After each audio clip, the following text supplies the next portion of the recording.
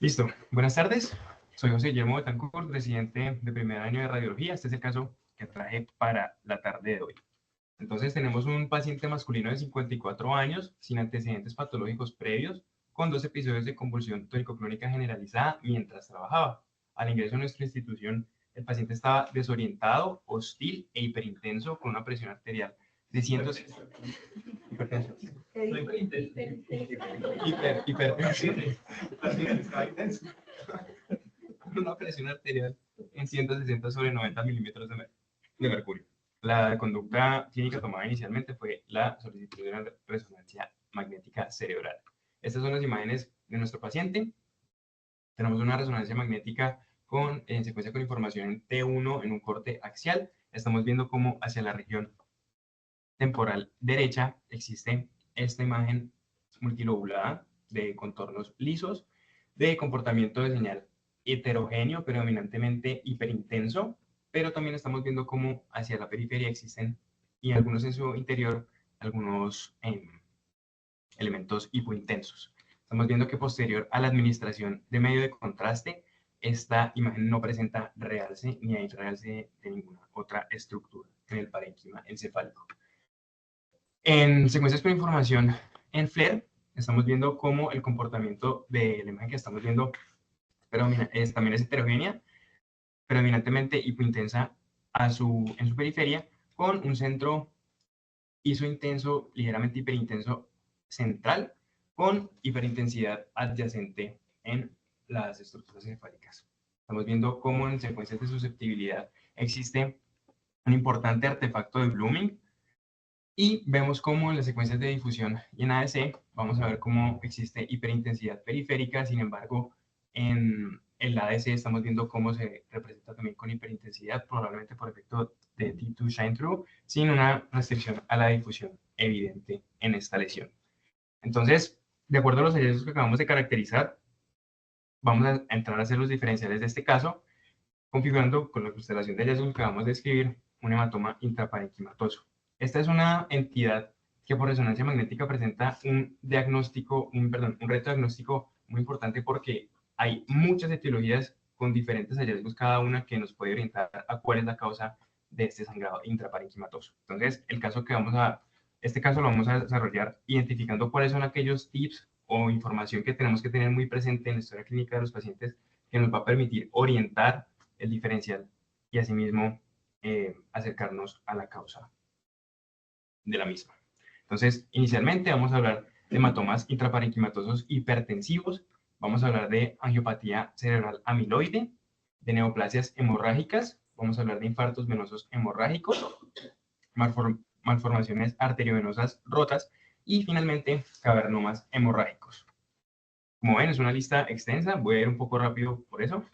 Entonces, el hematoma intraparenquimatoso hipertensivo, se describe que la hipertensión es la causa más frecuente de hematomas intraparenquimatosos, y se describen estas 4, ubicaciones topográficas más frecuentes de las mismas. Principalmente ganglio basal, particularmente el putamen hasta en el 65% de los casos, talámico, tallo y cerebeloso. Sin embargo, tenemos que tener presente que a pesar de que estas son las 4 localizaciones típicas, también no nos podemos olvidar que aproximadamente el 10% de estos casos van a presentar una topografía global. Aproximadamente el 10 a 15% de ACVs son hemorrágicos, y pistas muy importantes en estos pacientes es pacientes con antecedente de hipertensión arterial mal controlada, y va a haber un aumento de incidencia de este diagnóstico con el aumento progresivo de la edad, desde los 45 años hasta los 70 años en adelante de nuestros pacientes. Muy importante porque este diagnóstico tiene una muy alta carga de morbimortalidad en la sociedad de nuestros pacientes. Vamos a revisar un caso de un paciente masculino de 51 años que ingresa a nuestra institución con cefalea súbita intensa y antecedente de hipertensión arterial. A su ingreso tenía presión arterial de 205 sobre 124 milímetros de mercurio, y vamos a ver cómo en la resonancia magnética del cerebro tenemos una secuencia con gradiente de Coente 2. Estamos viendo cómo existe una hipointensidad ovalada localizada en el tálamo izquierdo, y vamos a ver cómo se comporta en las demás secuencias. Estamos viendo en la mitad una imagen con información en T1. Vamos a ver cómo hacia su periferia es predominantemente hiperintenso con un centro isointenso, y en T2 es un comportamiento homogéneamente hipointenso con representación en FLAIR con hiperintensidad adyacente hacia su periferia. En este caso, como les decía, muy importante el hallazgo, o bueno, tener presente que es un paciente con antecedente de hipertensión arterial. Vemos que el ingreso es un paciente que tiene rangos de crisis hipertensiva. Y adicionalmente, otra pista que nos puede orientar a ese diagnóstico es que en la secuencia con gradiente de Coente 2, vamos a ver cómo existen otros focos hipointensos también localizados en los sitios que acabamos de describir de hemorragias comunes hipertensivas, tanto talámico derecho como putaminal derecho. El segundo diagnóstico diferencial es la angiopatía amiloide cerebral, frecuentemente descrita en pacientes adultos mayores, particularmente mayores de 70 años. Se describe que típicamente es en pacientes normotensos. Sin embargo, que un paciente sea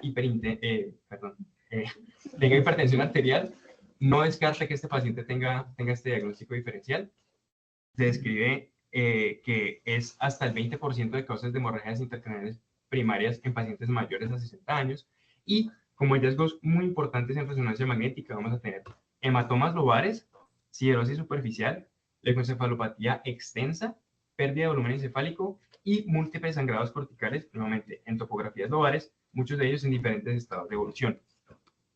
Tenemos un caso de un paciente masculino de 76 años que ingresa por cefalea y antecedente de múltiples accidentes cerebrovasculares previos. Estamos viendo la resonancia magnética en una secuencia de susceptibilidad. Estamos viendo cómo hay un importante artefacto de blooming hacia la región frontal derecha. Vemos cómo hay otro más pequeño frontal izquierdo. Y en las demás secuencias vemos cómo tiene el comportamiento en secuencias con información en T1. Estamos viendo cómo es heterogéneo, con un centro hiperintenso, rodeado de asociación posteromedial más hipointenso y asociación anterolateral ligeramente isointenso.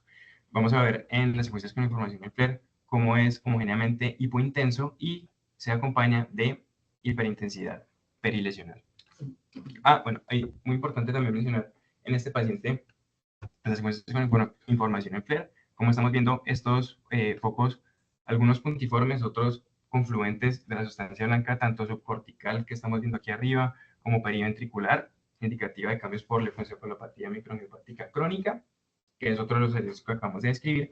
Y en estos pacientes, nuevamente, muy importante, las secuencias de susceptibilidad. Vamos a ver cómo es un paciente que además de tener esta región con artefacto de volumen frontal derecho, también tiene occipital derecho, como tiene occipital izquierdo, temporal derecho, de diferentes tamaños, sin embargo, todos en ubicación lobar, y adicionalmente el hallazgo de siderosis superficial, también en secuencias de susceptibilidad. Este hallazgo, la fisiopatología que se describe es por depósitos de hemosiderina en los surcos cerebrales por hemorragias subaracnoideas recurrentes con el tiempo. Es un hallazgo que vamos a ver a medida que el paciente envejece. Tercer diagnóstico diferencial son las neoplasias hemorrágicas, causantes de hasta el 15% de hemorragias intracraneales no traumáticas. La principal causa por neoplasia primaria del sistema nervioso central son los glioblastomas hemorrágicos, con componente hemorrágico, y metástasis hemorrágicas.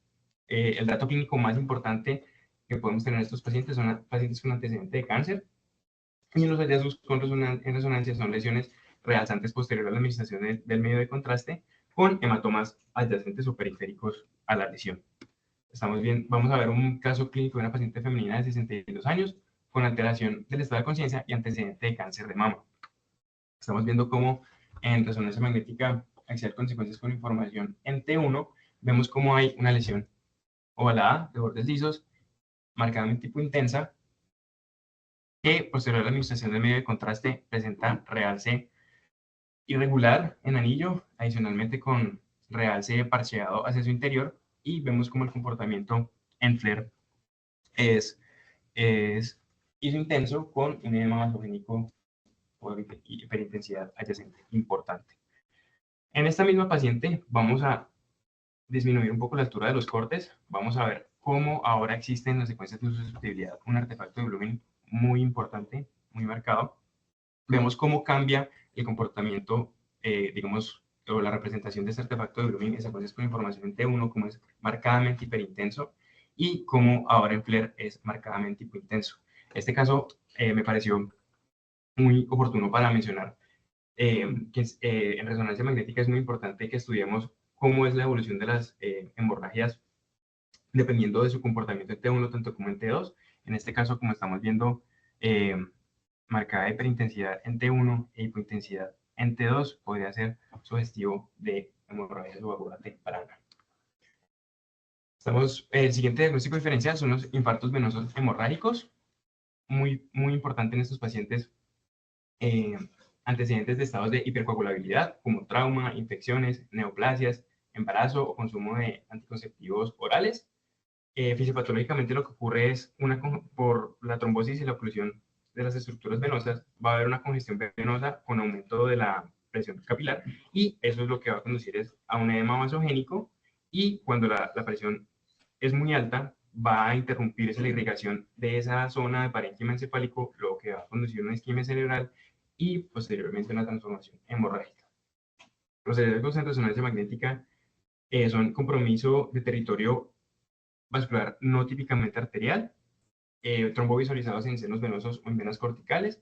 Muy importante en pacientes que tengamos sospecha de este diagnóstico, la venografía con secuencias con tiempo de vuelo, y en caso que no sea muy claro, pero que todavía tengamos la duda, muy importante pasar a que subiéramos la realización de secuencias con administración de medio de contraste. Vamos a ver una paciente femenina de 5 años con una convulsión focal de miembro superior derecho y antecedente reciente de sinusopatía. Estamos viendo cómo el hallazgo más importante en esta paciente inicial es que en la secuencia de difusión vemos cómo hay hiperintensidad con representación de hipointensidad en ADC, con restricción de esta zona temporal izquierda, restricción de difusión, y vemos cómo en secuencias de susceptibilidad se corresponde con un importante artefacto de Blooming, y en T1 se comporta isointenso y también isointenso en FLAIR, dándonos por evolución y cambios de comportamiento en T1 como en T2, sugestivos de un hematoma hiperagudo. Ahora, esta paciente, por la localización y no típica de infarto con compromiso de territorio vascular típico, se le realizó una venografía. Estamos viendo cómo el seno transverso derecho tiene una opacificación normal. Sin embargo, vemos cómo la opacificación del seno transverso izquierdo es muy filiforme y tiene un defecto interno, y vemos cómo en un corte inferior hay ausencia también de opacificación del seno sigmoideo ipsilateral. Estas son reconstrucciones tridimensionales que traje para visualizar un poco mejor lo que acabo de escribir. Vemos cómo existe una ausencia de opacificación del seno transverso y sigmoideo izquierdo, que también estamos viendo en esta visualización oblicua. Otra estructura muy importante que evaluamos particularmente con la ubicación de este paciente es la vena de la B, o la vena anastomotica inferior, que vemos aquí saliendo del seno transverso, llegando al seno transverso derecho. Sin embargo, no la vemos en el lado izquierdo de nuestro paciente. Otro diagnóstico diferencial son las malformaciones arteriovenosas rotas. Estas son las malformaciones arteriovenosas son las más relacionadas con la hemorragia intracraneal. En orden más común de presentación es intraparenquimatoso, después intraventricular, supracnoideo y subdural. Se describe una prevalencia de hasta el 0.2 en población general, con predilección por pacientes masculinos. Hallazgos en resonancia magnética muy importantes son, vamos a ver, estructuras tubulares serpentiginosas con vacío de señal muy juntas o conglomeradas. Vamos a ver ectasia de estructuras vasculares asociadas tanto arteriales como venosas, y hasta el 85% se localizan en una zona pues, se localizan de forma supratentorial. Sin embargo, también hay un 15% que pueden ocurrir en topografía infratentorial. Vamos a ver el caso de una paciente femenina de 16 años con cefalea global en trueno que ingresa a nuestra institución. Estamos viendo cómo en la secuencia de susceptibilidad hay un importante artefacto de Blooming talámico gangliobasal derecho con extensión hacia las áreas occipitales de ambos ventrículos laterales. Vemos cómo en T1 vemos estas imágenes tubulares conglomeradas con vacío de señal, que posterior a la administración de medio de contraste presentan un realce ávido de su interior. digamos, adyacente, justo posterolateral al artefacto de Blooming que estamos viendo en secuencia de susceptibilidad. Vemos cómo también en T2 estas estructuras conservan el vacío de señal y vemos también cómo hay ectasia de algunas de estas estructuras vasculares.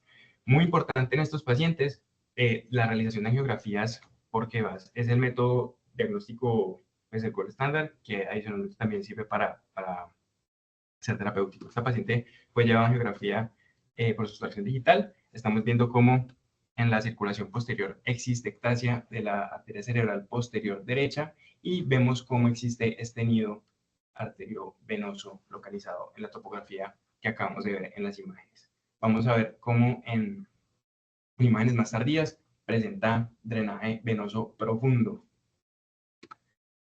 Finalmente, el último diagnóstico diferencial es el cavernoma hemorrágico, descrito como hasta el 5 al 10% de las malformaciones cerebrales vasculares, con una prevalencia de la población general de hasta el 1%. Más frecuentemente son esporádicos, pero también se asocian a herencia familiar o por radioterapia. Se presentan en todas las edades. Muy importante, los hallazgos en resonancia son lesiones nodulares de intensidad heterogénea, lo describen como aspecto de palodermita de maíz en T2, por presencia de material hemático en diferente estado de evolución.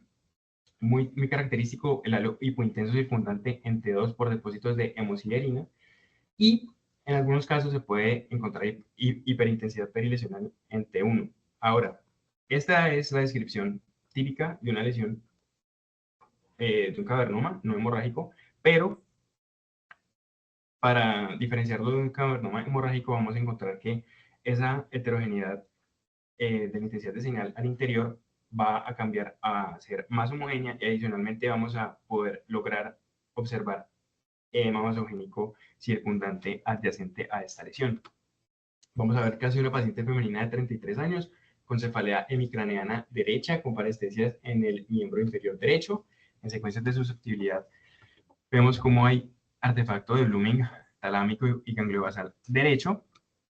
Las demás secuencias vamos a ver cómo en T1 se comporta heterogéneo con un centro hiperintenso y hacia la periferia con comportamiento hipointenso. Vamos a ver cómo en T2 es más heterogéneo. Vemos cómo existe ese halo hipointenso que acabamos de describir, pero vemos que hay niveles líquido-líquido en su interior con diferentes intensidades.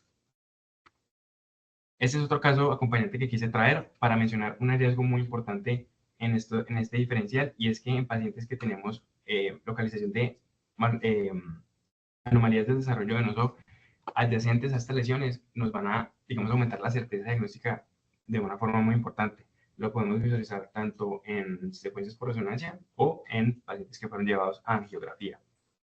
Ahora, vamos a hacer una recapitulación de nuestro paciente. Nuestro paciente está hipertenso, sí, pero no en rangos de crisis.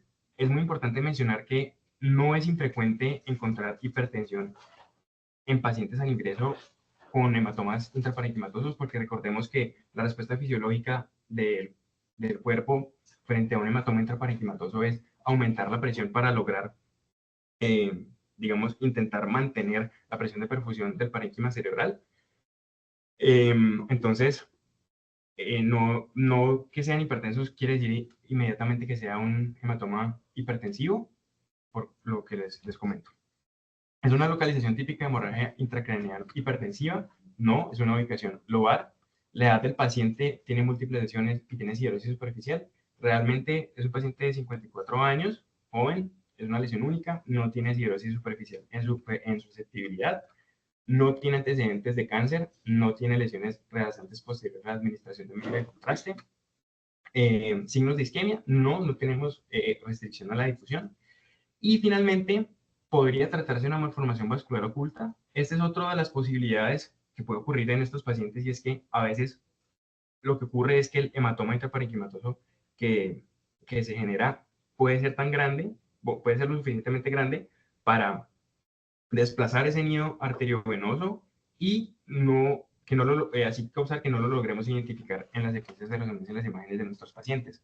Entonces, en este caso, muy importante para descartarlo, angiografía por subtracción digital. A nuestro paciente lo llevaron, estamos viendo cómo en circulación ni en circulación posterior ni en circulación anterior encontramos un nido sugestivo de una malformación arteriovenosa, por lo que descartamos este diagnóstico. Entonces, una recopilación final. Recordemos que las características de la lesión de nuestro paciente son multilobulados. Vamos a tener como hay un marcado halo hipointenso en secuencias con información en T2 y no vemos tanta heterogeneidad de señal como la descrita en lesiones típicas en palomita de maíz. Sin embargo, sí vemos que hay, digamos, una predilección por comportamiento interno hiperintenso e ligeramente hiperintenso central con edema vasogénico adyacente, lo que nos sugiere que este paciente muy probablemente esté cursando con un cavernoma hemorrágico. Actualmente nuestro paciente estaba estable. Voy a darte para llevarlo a cirugía programada con indicación de manejo quirúrgico porque estas lesiones tienen riesgo de sangrado recurrente posterior. Estamos esperando que le manejen la presión arterial para que lo puedan llevar a cirugía. Muchas gracias.